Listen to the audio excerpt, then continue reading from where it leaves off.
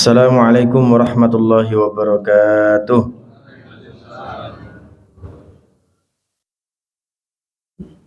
Alhamdulillah, alhamdulillah, wassalatu wassalamu ala rasulillah wa ala alihi wa ashabihi wa mawalah. Ashhadu an la ilaha illallah wa ashhadu anna muhammadan abduhu wa rasuluh, la nabiyya wa la rasula ba'dah. Usini wa iyyakum bitaqwallah faqad fazal muttaqun. Haitsu qala Allah Ta'ala, ya ayyuhalladzina amanu taqullaha haqqa tuqatih wa la tamutunna illa wa antum muslimun. Amma ba'd. Ma'asyiral muslimin wal muslimat, jamaah salat subuh di Masjid Al-Muhajirin yang saya muliakan. Pertama, mari kita bersyukur kepada Allah pada kesempatan pagi hari ini kita bisa berkumpul di tempat yang sangat penuh dengan keberkahan, yaitu masjid, tempat sebuah tempat di mana tempat tersebut diwakafkan atau ditujukan untuk beribadah kepada Allah SWT. Ini bagian dari keberkahan atas harta tersebut, dan semoga kita yang ikut meramaikannya kecipratan keberkahan tersebut. Allahumma amin.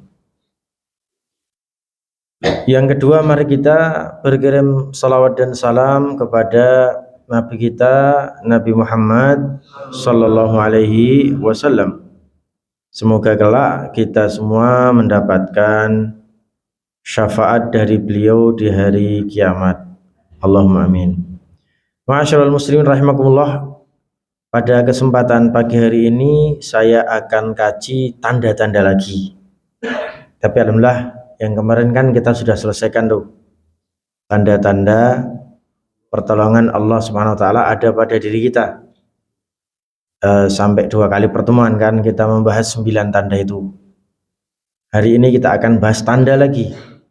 Tanda apa? Tanda yang saya yakin ada pada diri kita semua. Semoga saya berharap. Tanda tentang berkahnya harta kita. Nah, saya yakin kita punya harta. Rakitung sithik mesti enek harta. Jenenge klambi we harta gitu. Peci ini harta, ini perci ini harta. Laptop itu harta. Tapi sebelumnya saya mau nanya dulu, tanda-tanda keberkahan harta itu sudah pernah saya sampaikan belum? Enggak, kayak belum, kayak sudah kan otomatis ngulangi. Sampun apa dereng?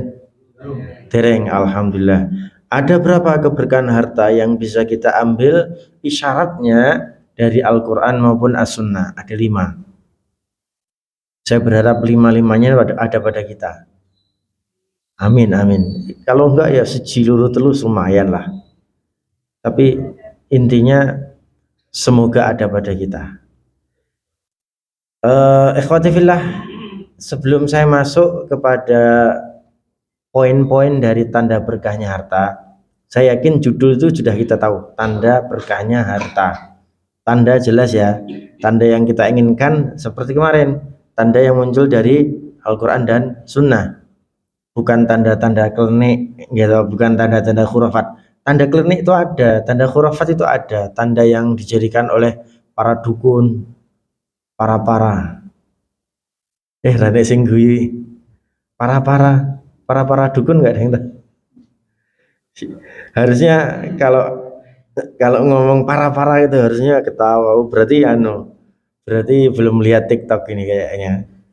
Kalau sudah lihat TikTok jadi ketawa. Tapi ala kulli hal, biasanya tanda-tanda klenik, tanda-tanda yang khurafat itu tetap ada dan bisa dipelajari gitu. Tetap ada dan bisa dipelajari. Ya, kupu-kupu masuk rumah, enek tamu sesuk kan gitu. Itu bisa dipelajari, tapi bukan itu yang sedang kita akan ikuti, karena itu bagian dari khurafat, bagian dari klenik yang kita nggak boleh ngikuti. Bisa masuk hal yang disebut dengan syirik kan ya, kita nggak mau disebut syirik. Nah, Kalau zaman sekarang itu, oh kamu Sagitarius, gitu kan. Oh kamu Virgo, oh kamu apa gitu. Aduh kan. Virgo itu nanti takdirnya elek. Waduh, takdir elek. Tahun ini nanti keuntungannya elek. Wah, itu gimana itu? Mendahului takdir Allah jelas itu. Apapun bintang kita, apapun tanggal lahir kita, nggak ada apa ya, nggak ada hubungannya dengan hal-hal seperti itu. Kita udah fokus saja pada takdir, Bismillah, ikhtiar, udah selesai. Itulah manusia diminta untuk ikhtiar. Dan itu tanda Pak, itu tanda-tanda yang sering dipakai sama orang-orang ngapunten kebanyakan syirik, gitu ya. Nah itu berkaitan dengan tanda yang muncul dari tanda yang isyaratnya muncul dari Quran dan Sunnah. Nah sekarang yang kedua, tanda berkahnya harta. Harta jelas, apapun yang kita miliki kan harta. Nah yang kedua ini adalah berkah. Nah berkah itu apa? Berkah, alhamdulillah berkah, nah, gitu kan. Sering kita ngomong.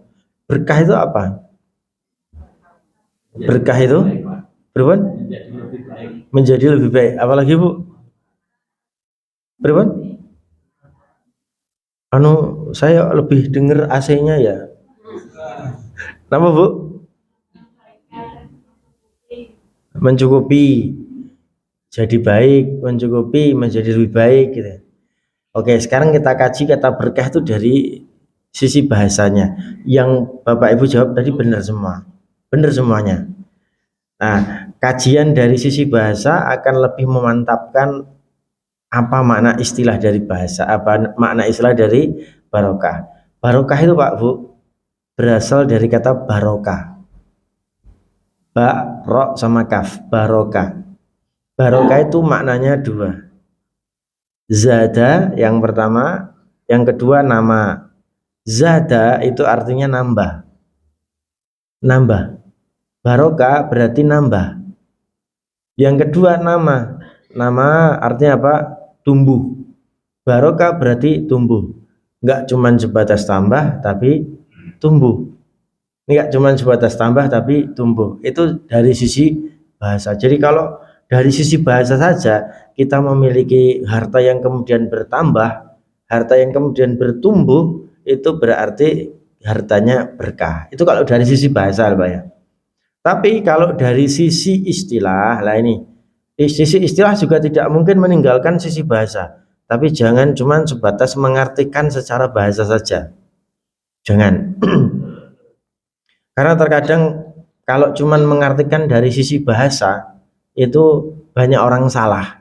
Banyak orang salah. Maka kalau dalam Islam itu istilah itu harus, atau makna suatu lafadz itu, makna kalimat tertentu itu harus dikupas dari sisi istilahnya.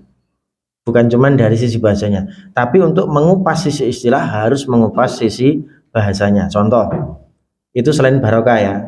Saya coba ke arah yang lain, sholat. Sholat Pak itu punya dua makna bahasa sama makna istilah. Sholat itu secara bahasa artinya ndungo. Sholat berasal dari kata sholla yusolli. Apa arti dari kata sholla yusolli? Ndungo, da'a yad'u. Pertanyaannya, apakah setiap orang yang berdoa itu pasti sholat? Tidak kan? Pertanyaannya, apakah setiap orang yang menengadahkan tangannya ya Allah, ya Allah, ya Allah gitu, apakah dia sholat? Tidak. Tidak secara istilah, tapi iya secara bahasa. Orang yang sedang berdoa sama dengan sholat. Tapi secara bahasa. Cuman kalau memaknai kata sholat menjadi berdoa itu kan hanya kalimat bahasa saja. Berarti masih sangat kurang.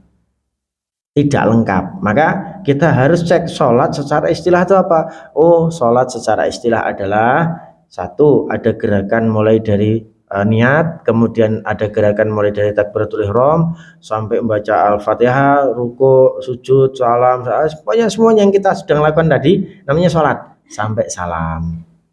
Di dalam seluruh gerakan tadi ada bacaan-bacaan yang Allah tetapkan dan Rasulullah tetapkan dan banyak mengandung doa. Nah itu kan, dan banyak mengandung doa. Artinya apa? Sholat dari sisi istilah tidak menafikan makna dari sisi bahasanya. Tapi kalau sholat diartikan secara bahasanya jelas sangat kurang atau tidak sempurna. Sama dengan barokah. Barokah dari sisi bahasa artinya apa? Tambah, tumbuh. Apakah setiap harta yang tambah tumbuh itu berkah? Belum tentu. Kita lihat istilahnya. Apa itu barokah? Ziyadatu khairin fi kulli khairin. Setiap kali ada harta yang baik, maka dia akan tambah menjadi lebih baik atau tumbuh berkembang menjadi lebih baik lagi. Jadi ada yang baik menjadi baik, bermuara dari baik menjadi baik, bermuara dari baik menjadi baik, bisa ke atas, bisa ke bawah, bisa ke samping. Jadi harta itu baik semua karena berasal dari baik, maka tumbuhnya baik, tambahnya juga baik. Itu namanya barokah. Barulah disebut dengan harta tersebut berkah. Maka ketika kita ngomong ziyadatu khairin fi kulli khairin, itu tidak menafikan makna barokah secara bahasa. Ngerti lagi? Jadi itu makna dari berkah. Ustaz, aku ndek duit sak yuto tiap bulan. Aku ndek duit sak yuto. Aku duwe anak loro. Sak yuto iki 500.000 tak keke bojoku. Sing 500.000 nggo SPP anak-anakku, cah loro. Pas.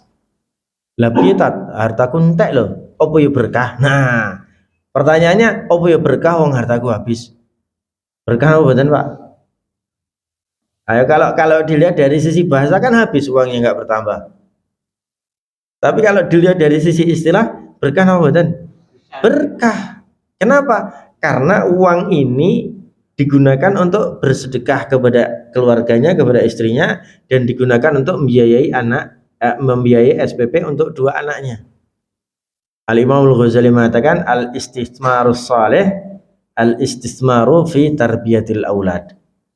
Kalau Anda ingin investasi dengan sebenar-benarnya investasi, maka investasi yang terbaik adalah investasi dalam masalah pendidikan anak. Wah, sangat berkah sekali. Kenapa? Anak soleh, nek awak dhewe mati sing dongake anak soleh.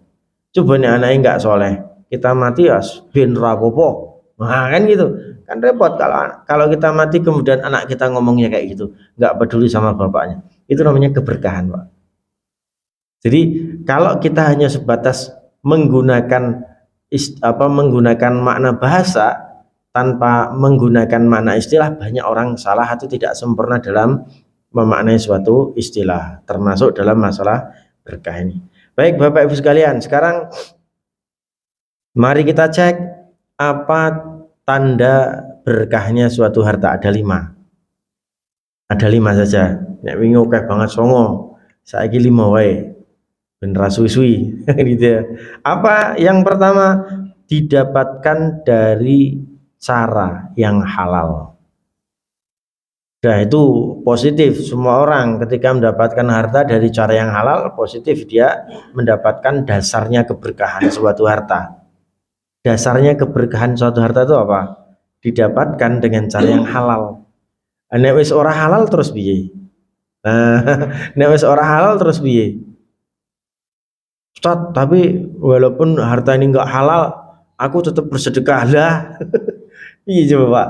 Walaupun harta ini enggak halal, tapi aku tetap bersedekah lah. Terus gimana Pak? Saya dapat ini dari merampok di ATM tat mamanya. Wah ya, karena ATM dirampok, diberedel gitu kan, diambil duitnya mama. Umpamanya ya, saya tidak ngajari, saya juga nggak bisa. Umpamanya gitu loh ya, saking pinternya dia nyongkel ATM padahal angel ya nyongkel ya katanya. Nyongkel ATM duitnya dijukui, wah itu ratusan juta umpamanya. Tapi dari harta itu, Ustaz, aku sedekahkan 2,5%. Terus gimana ini? Lucu ya, kayaknya lucu. Maka dasar dari segala keberkahan suatu harta adalah didapatkan dengan cara yang halal dulu. Kalau caranya nggak halal ya gimana mau memberkahkan suatu harta? Ya nggak bisa no. Ngapunten, wudhu niku saya napa mboten? Wudhu niku saya mboten? Saya. Nek wudhune nganggo banyu keran masjid itu lho. Nek wudhune beto teh. Sah mboten? Mboten sah, ngapunten. Ngapunten. Nek wudune nganggo air pipis. Ayo malah tambah ra oleh to. Ya tetep ra oleh wong jenenge air najis kok dienggo wudu. Ngapunten boleh enggak? Padha karo nyedekahke harta ning sing disedekahke barang colongan. Lah terus pripun?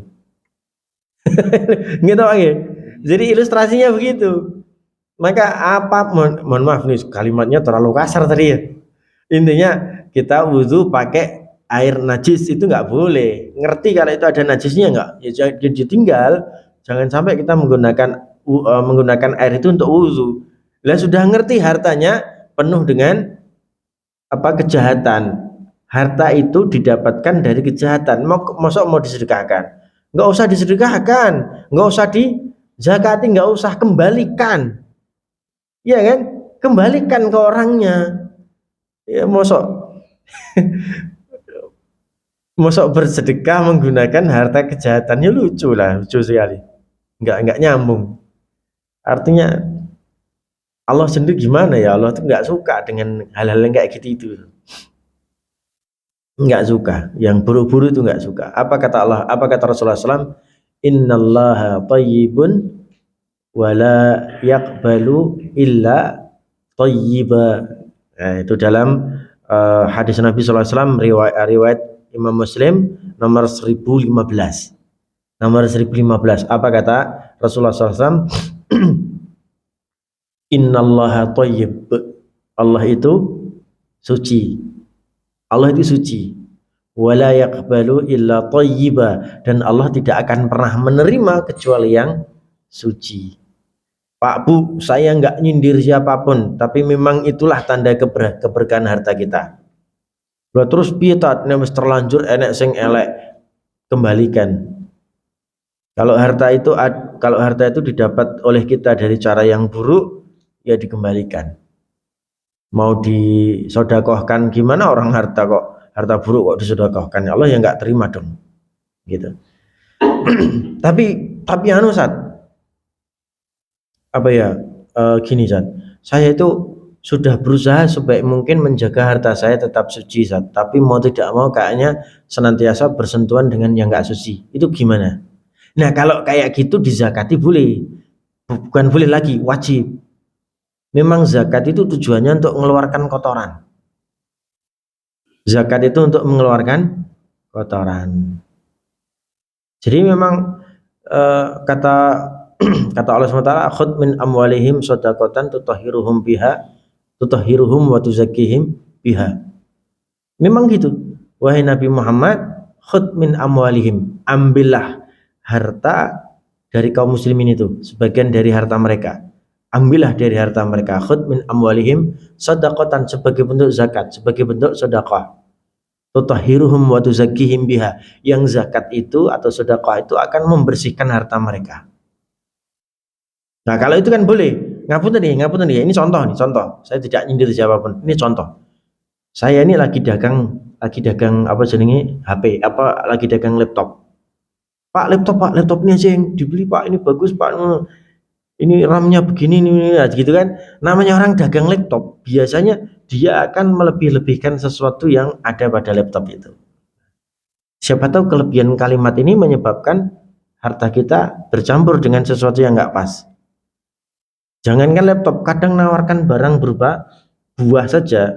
Pak, ini buahnya manis semua, jebule dipangan nenek sing kecut. Nah, itu kan. Kita kan mesti ada saja seperti itu gitu loh. Maka salah satu cara untuk membersihkan itu semua adalah dizakatkan. Tapi kan kita sudah berusaha untuk mencari sesuatu yang halal. Dasarnya halal dulu. Cara nyarinya halal dulu. Ya tidak dolim, tidak gharar, tidak riba, tidak mencuri.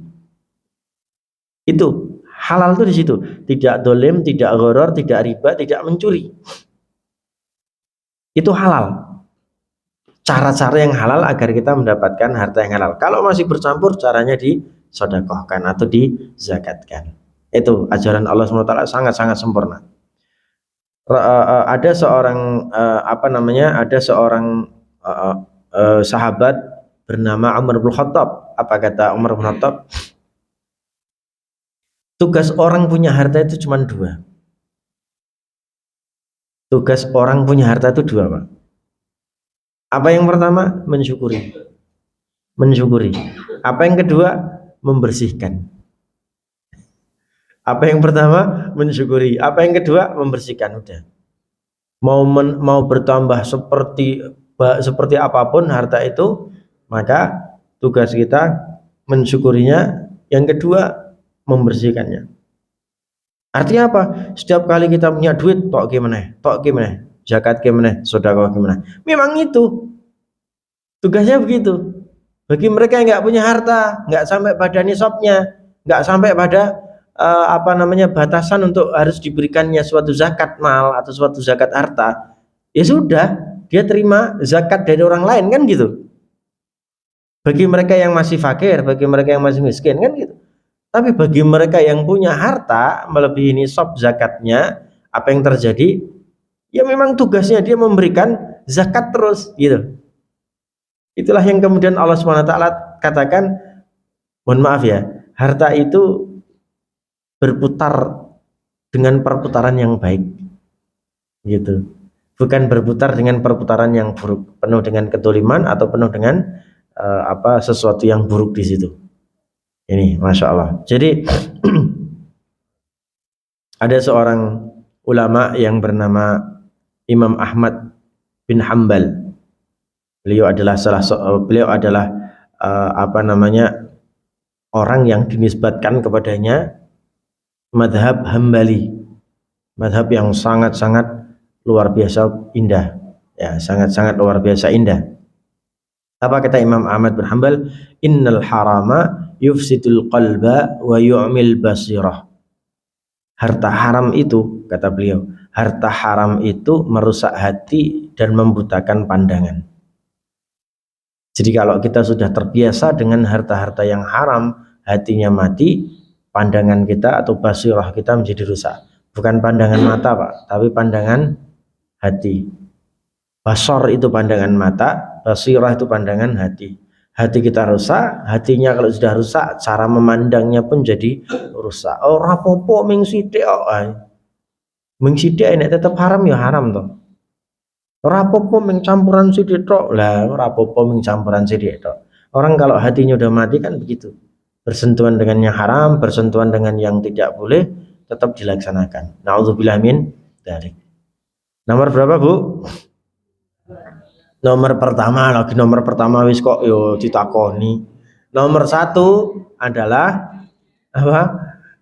Caranya halal, cara mendapatkannya halal. Itu fix semua orang kalau pengen hartanya halal, dasar pertama adalah cara mendapatkannya halal. Nomor 2 sekarang.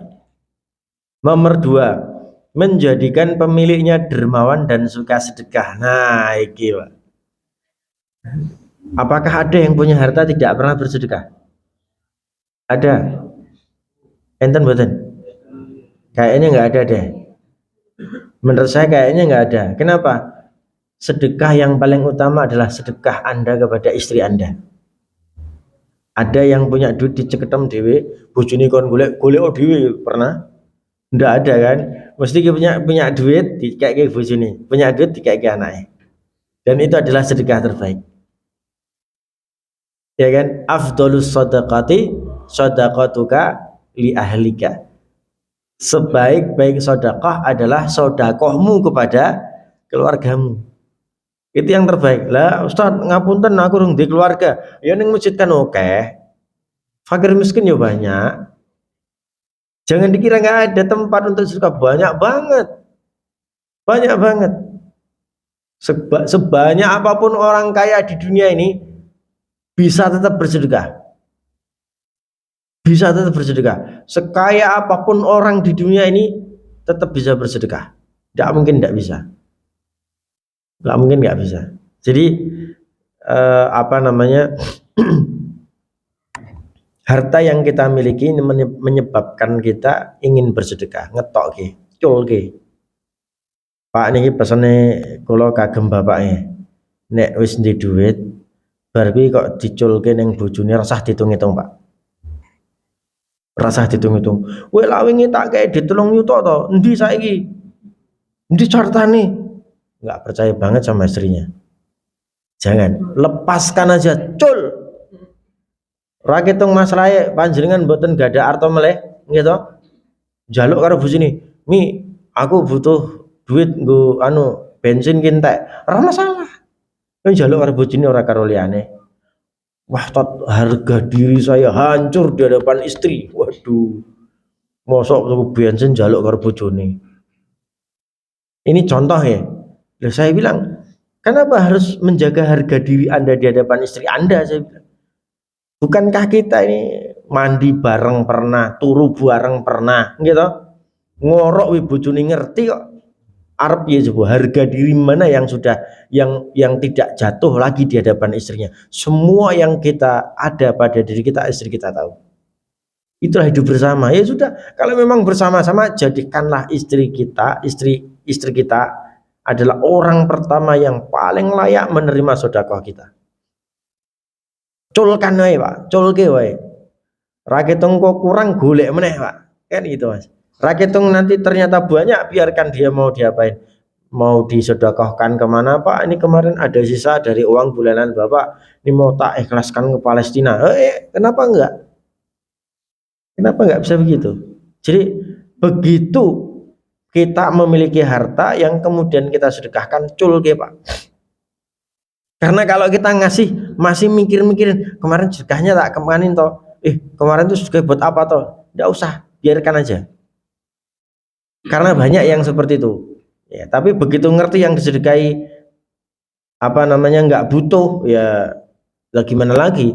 Saya kira semua orang tetap butuh, tapi terkadang wah ini pendak dino rene, pendak dino Selasa ki mesti neng omah dodok-dodok assalamualaikum sedekah pendak dino Selasa. Tempat saya pendak dino Selasa. Layak nggak diberikan sedekah? Ya memang kalau hati kita yakin nyoh tak kei, lepas lagi terserah ya. Tapi ini orang minta terus, kan ada toh orang minta-minta itu. Ada beberapa ustadz yang pernah saya belajar sama beliau mengatakan orang seperti itu jangan dikasih. Tapi beberapa ustadz yang lain yang saya juga pernah belajar, namanya sodakoh itu kepada siapapun, bahkan kepada peminta-peminta seperti itu. Jadi saya agak kebingungan waktu itu memberikan jawaban. Terus piye ustadz, aku kudu ngei apa ora? Karena banyak orang yang kerjaannya itu njaluk gitu loh. Karena ada orang yang setiap hari kerjaannya jaluk, datang ke sini, datang jaluk minta-minta di hari-hari tertentu. Ya terserah panjenengan. Arep ngei yo teko dikei ora yo wis rasah gitu. Karena Anda sudah terlepas dari kewajiban bersedekah kepada mereka. Karena Pak Anda sudah memberikan harta Anda kepada anak istri Anda. Yang paling wajib diberikan sedekah adalah mereka. Apa kata Allah SWT? Wa ma anfaqtum min syai'in fahuwa yukhlifuh.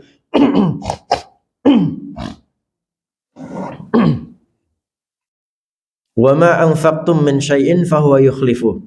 Surat Saba 39. Saba 39. Apa kata Allah? Wa ma anfaqtum min syai'in fahuwa yukhlifuh. Kalau kita sedekahkan harta kita, Allah pasti ganti.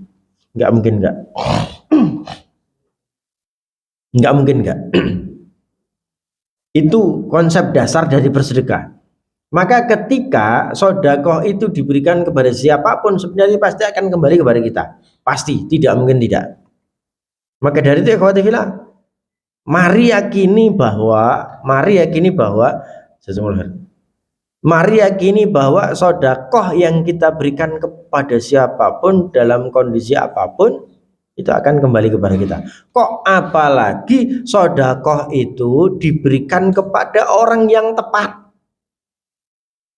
Kok apalagi sedekah itu diberikan kepada orang yang tepat.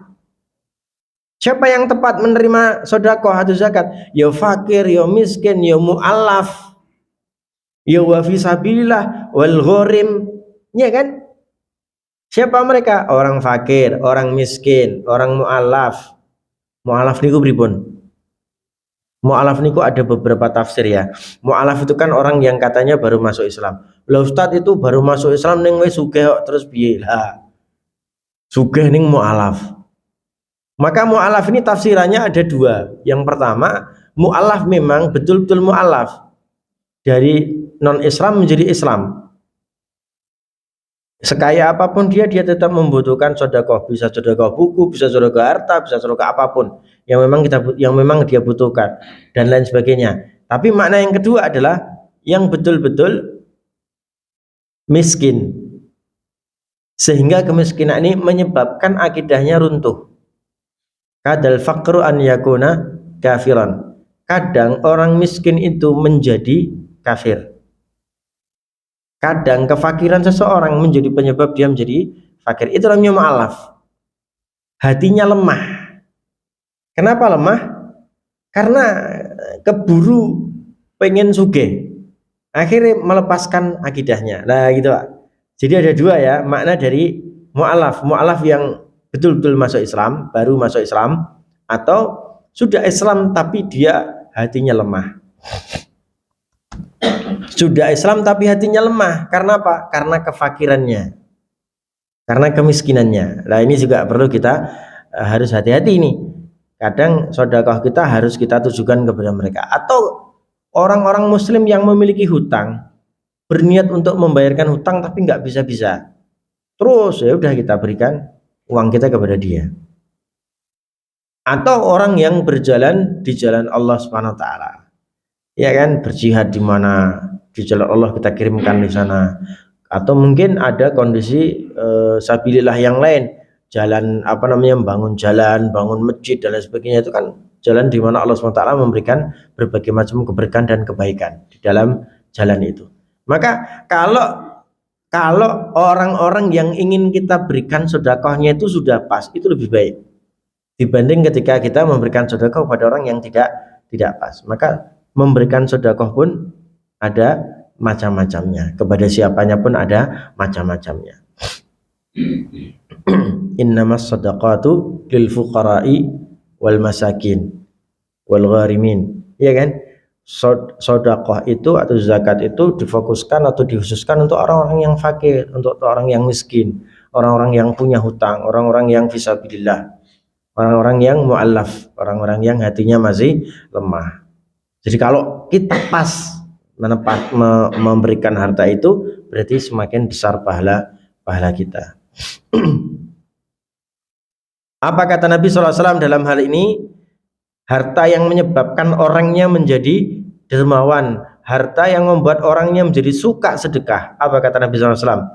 As-sakhiyyu qaribun minallah, qaribun minan nas, wa qaribun minal jannah, wa ba'idun anin nar. Kata Rasulullah SAW dalam hadis riwayat Tirmidzi, as-sakhiyyu qaribun minallah. Sakhiyun itu apa? Sakhiyun itu orang yang dermawan.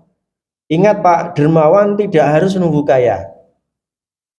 Dermawan tidak harus menunggu kelebihan harta. Cukup bagi dia, tapi kemudian rasa cukupnya itu menyebabkan dia ingin terus berderma. Alhamdulillah Gus cukup, enek sisa monggo. Wis cukup, anak bojone cukup. Wah, iki enek sisa, berikan. Boleh Pak, itu namanya sakhi. Ada yang lebih baik daripada sakhi, namanya apa? Karim. Karim itu gimana? Karim ki mbok yo ora enek sisa, walaupun tidak ada sisa di dalam hartanya, tetapi karena dia melihat kebutuhan orang lain lebih sangat membutuhkan itu harta itu, maka dia berikan harta itu kepada mereka, kepada dia. Itu namanya karim, orang yang karam, orang yang kedermawannya di atas sakhi. Sakho. Jadi sakhi dan karim podo apike. Karim di atas sakhi. Kita sakhi saja sudah bagus, opo meneh karim. Nek sakhi nunggu cukup awak dhewe, kemudian baru diberikan kepada siapapun yang membutuhkan, dan itu menjadi sikap, menjadi sifat, menjadi karakter. Karim karakternya lebih tinggi lagi. Apa itu? Walaupun dia belum cukup, tapi kalau melihat orang lain merasa ingin membutuhkan itu, dia berikan itu kepada dia. Itu namanya karim. Sakhi saja sudah dijauhkan dari api neraka, apalagi karim. Sakhi saja itu lebih baik, sakhi saja diberikan oleh Allah, dijauhkan dari neraka, didekatkan ke dalam surga, dan dia akan mendapatkan kedekatan dari Allah, mendapatkan kedekatan dari para manusia, mendapatkan kedekatan dari para nabi sallallahu alaihim. Lah, apalagi karim. Saya punya cerita.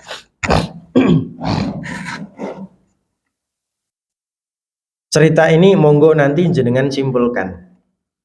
Nanti jenengan simpulkan. Masuk sahih napa masuk karim. Ngoten nggih. Saya ingin panjenengan simpulkan dengan menjawab pertanyaan saya. Ayo, cerita ini tadi sahih apa karim? Contoh ya, ini ada dua orang sahabat Nabi SAW yang dua-duanya ini dikatakan sama Rasulullah masuk surga dalam kondisi merangkak. Siapa dua orang ini? Ayo, siapa yang tahu? Dua orang yang dikatakan Rasulullah SAW masuk surga dalam kondisi merangkak. Siapa yang pertama? Abdurrahman bin Auf. Yang kedua Utsman bin Affan. Ada dua hadis, ada banyak hadis yang mengatakan dua orang itu masuk surga merangkak. Tapi Rasulullah SAW mengatakan walaupun mereka merangkak, tidak ada orang yang mampu menyelip mereka. Maknanya merangkak kalau gitu apa? Saking santainya dia masuk ke dalam surga, orang berlomba-lomba pengen cepat, dia nyantai aja, dia pasti nomor satu. Dia pasti nomor satu. Nah, ini ceritanya tentang dua orang ini. Apa cerita pertama? Cerita pertama ini tentang Abdurrahman bin Auf. Beliau meninggalkan seluruh hartanya di Mekah, kemudian hijrah ke Madinah. Beliau dipersaudarakan sama orang yang kaya, namanya Sa'ad bin Bashir. Sa'ad bin Bashir. Kemudian begitu Abdurrahman bin Auf ini dipersaudarakan, orang-orang Madinah yang dipersaudarakan dengan orang Mekah itu kan sangat-sangat luar biasa. Dipersaudarakan itu tujuannya agar saling membantu, memberi bantuan, saling dekat dan sebagainya. Pokoknya persaudaraan yang sangat luar biasa. Sa'ad bin Bashir ini menemui Abdurrahman bin Auf. Abdurrahman, aku punya beberapa rumah. Kamu pengen yang mana? Saya bersihkan rumah ini, silahkan tinggal di sana. Enggak, saya enggak pengen itu. Aku punya beberapa bisnis nih. Mau yang mana? Satunya tak berikan ke kamu. Enggak, aku enggak pengen itu. Kemudian saat sampai berkata, aku punya beberapa istri. Aku punya beberapa istri nih. Kalau kamu mau pilih yang mana, aku ceraikan istriku. Aku ceraikan istriku ini, kemudian kamu boleh menikahinya. Enggak, aku enggak pengen itu. Lah terus apa yang kamu inginkan? Kata Abdurrahman bin Auf, dullani ala suq. Udahlah, aku enggak pengen apa-apa. Cukup tunjukkan kepadaku mana pasarnya. Kata Abdurrahman bin Auf kepada Sa'ad. Akhirnya apa? Ditunjukkan oleh siapa namanya? Oleh Sa'ad. Kemudian Abdurrahman pergi ke pasar berjualan. Tapi sebelum itu, dalam sebuah riwayat Abdurrahman bin Auf itu meminjam beberapa dirham kepada Sa'ad. Aku pinjam, ini tak kembalikan. Enggak usah kembalikan buat kamu, aku pinjam. Akhirnya apa? Saking canggihnya dia berdagang, kejujurannya terpercaya dan lain sebagainya. Akhirnya apa? Kayanya minta ampun. Persis seperti kekayaan saat dia berada di Makkah, bahkan lebih daripada itu. Apa yang terjadi kemudian? Dikembalikan uang tadi. Enggak mau terima. Ini adalah akad aku kepada hartamu. Aku pinjam. Gitu. Suatu saat Abdurrahman bin Auf ini mendapati perkataan Rasulullah SAW. Ya Abdurrahman, anta fil jannah walakinnaka tadkhuluha habwan. Wahai Abdurrahman, kamu tuh masuk surga, tapi kamu masuk surganya tuh merangkak. Nah, kata Rasulullah begitu. Akhirnya apa? Abdurrahman mengumpulkan seluruh hartanya saat itu. Pertama kali mendengar sabda Rasulullah saat itu. Dikumpulkan 700 ekor onta penuh dengan muatannya dan diberikan kepada Rasulullah SAW. Terserah Rasulullah mau dibuat apa. Bahkan beliau ngambil hartanya 40.000 dinar, dikasihkan sama Rasulullah. Rasulullah, ini hartaku. Rasulullah tertawa.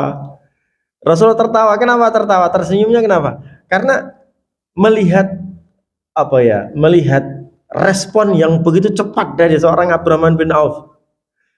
Apa kata Rasulullah setelah itu? Kata Rasulullah SAW setelah itu adalah bahwa walaupun kamu merangkak, tidak ada satupun yang mampu nyelip kamu masuk ke surga.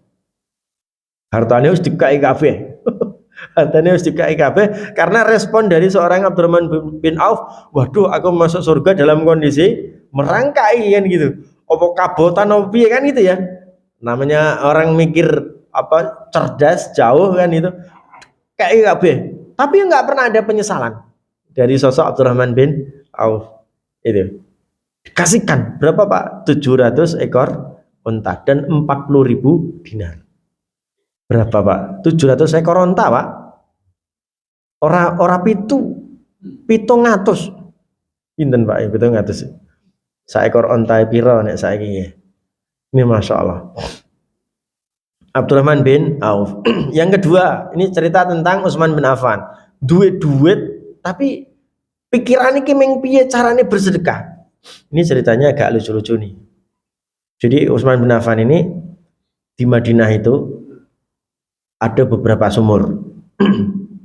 Ada beberapa sumur. Tapi sumur yang nggak pernah habis ini, sumur yang nggak pernah habis airnya ini dikuasai Yahudi, seorang Yahudi. Dikuasai oleh seorang Yahudi. Namanya sumur Robwah. Ya kan? Di sumur ini apa yang terjadi? Orang-orang kalau mau ngambil air dari si Yahudi ini dadak diseneni dhisik.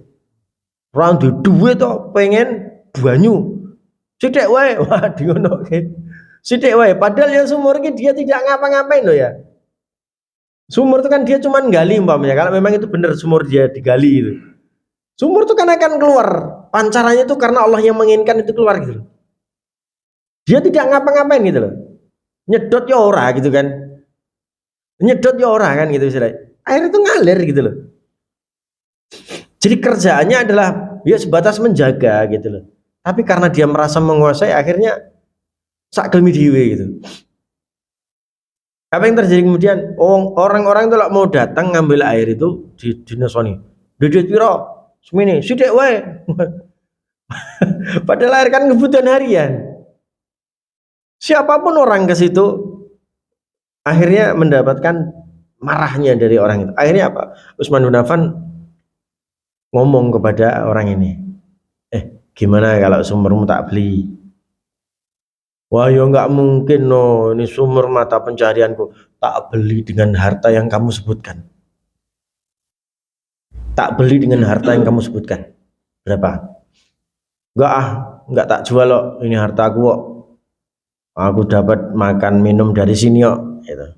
Ya sudah, enggak apa-apa. Besok lagi aja, ketemu lagi gitu. Suatu hari ketemu lagi. Karena ngelihat kaum muslimin dalam kondisi dimarah-marahin gitu loh sama orang ini kalau setiap kali ngambil air. Utsman bin Affan enggak tega melihat kaum muslimin itu. Masya Allah ya, luar biasa. Hatinya tuh walaknya tinggi sekali kepada orang Islam. Temui lagi, ya sudah kalau memang kamu nggak mau tak beli, tak sewa ya. Tak sewa nggak setiap hari, udahlah terserah kamu mau menyewakan berapa gitu.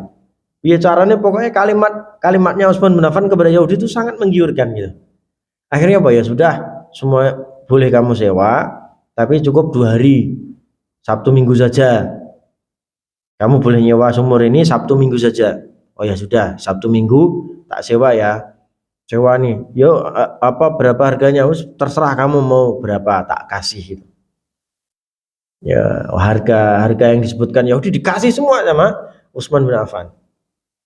Tapi kemudian Utsman bin Affan tuh secara getok tular nyampaikan kepada kaum muslimin, kaum muslimin, kalau kamu mau ngambil air, ngambilnya di hari Sabtu Minggu ya. Ngambilnya di hari Sabtu Minggu ya gitu. Akhirnya apa? Senin, Selasa, Rabu, Kamis, Jumat rada sepi.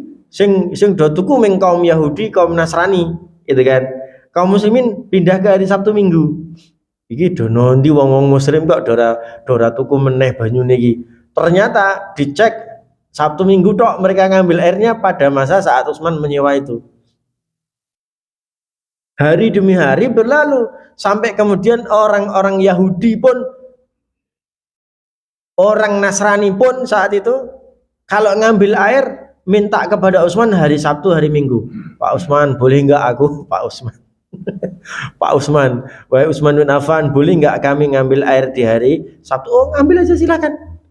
Hatta orang Yahudi, hatta orang Nasrani mau ngambil hari Sabtu, ambil silakan. Kita ambil berapa? Nggak usah bayar, nggak usah bayar.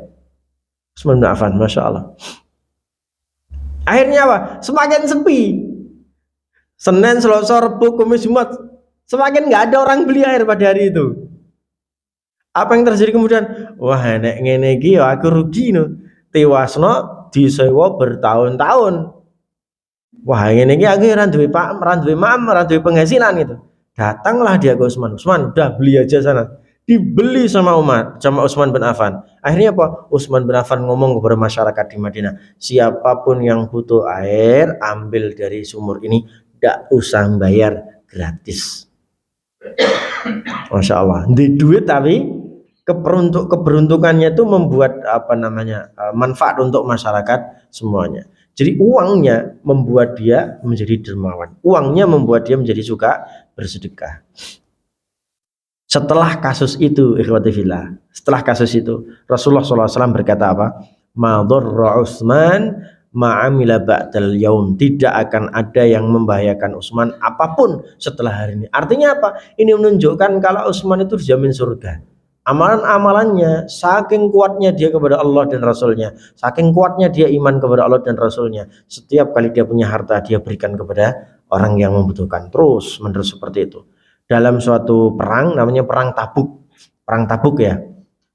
Perang Tabuk ini kata perang Tabuk dalam berbagai macam riwayat, apa kata para muarikh, apa kata para ahli sejarah dalam Islam, dalam perang Tabuk Utsman bin Affan ini menyumbangkan 300 ekor onta, 50 kuda dan 1000 dinar emas untuk pasukan kaum muslimin. Oke banget. Coba bayangkan.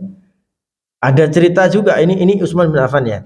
Berapa tadi? 300 ekor onta, monggo dihitung di 50 kuda dan 1000 dinar emas. 1000 dinar emas. Jadi Masya Allah. Pada saat Rasulullah SAW memerintahkan untuk perang, ayo perang gitu kan, ayo perang di jalan Allah SWT dengan hartamu, dengan nyawamu. Datang tergopoh-gopoh Umar bin Khattab.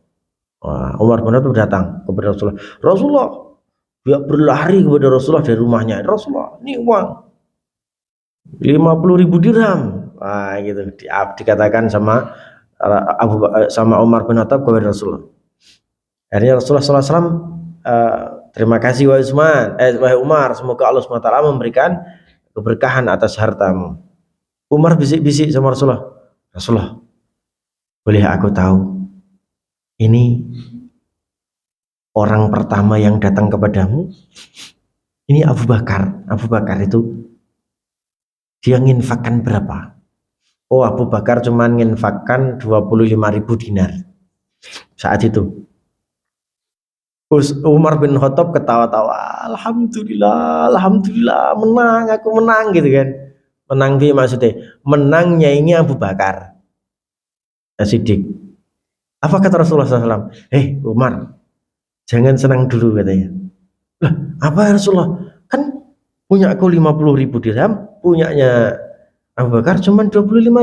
Aku jelas 2 kali lipatnya dari Abu Bakar.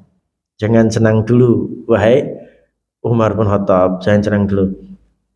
Apa yang kau sisakan di dalam rumah kamu? Aku menyisakan setengahnya untuk keluargaku. Berarti di dalam rumahnya Umar bin Khattab itu ada setengahnya, sama-sama 50.000. Ya. Ketahuilah wahai Umar, Abu Bakar menyisakan Allah dan Rasulnya di dalam rumahnya. Artinya apa? Di dalam rumahnya sudah tidak ada lagi harta. Dia menyisakan Allah dan Rasulnya untuk keluarganya. Masya Allah. Akhirnya apa? Umar tergopoh-gopoh lagi, lari ke rumahnya, ambil uangnya, diberikan kepada Rasulullah. Allahu Akbar. Coba orang kalau Pak ikhwati fillah, kalau sudah mengerti harta itu betapa ingin berkah, harta itu akan menyebabkan dia untuk banyak bersedekah. Siapapun, walaupun mungkin harta kita itu tidak terlalu banyak. Luar biasa.